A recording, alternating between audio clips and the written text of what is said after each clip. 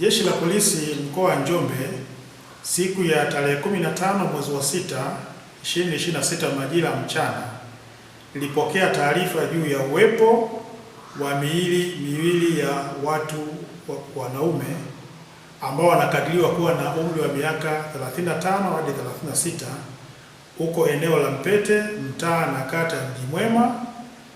wilaya na mkoa wa Njombe. Miili hiyo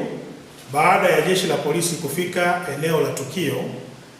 ilikutwa ikiwa na majeraha kichwani na sehemu mbalimbali za miili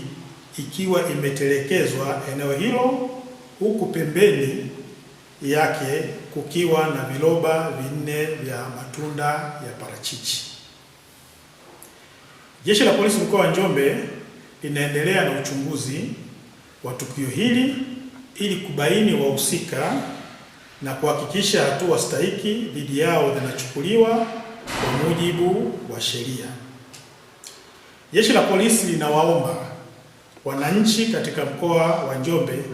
kufika katika hospitali ya wilaya ya Njombe Kibena ili kuweza kutambua miili hiyo ambayo mpaka muda huu haijaweza kutambulika.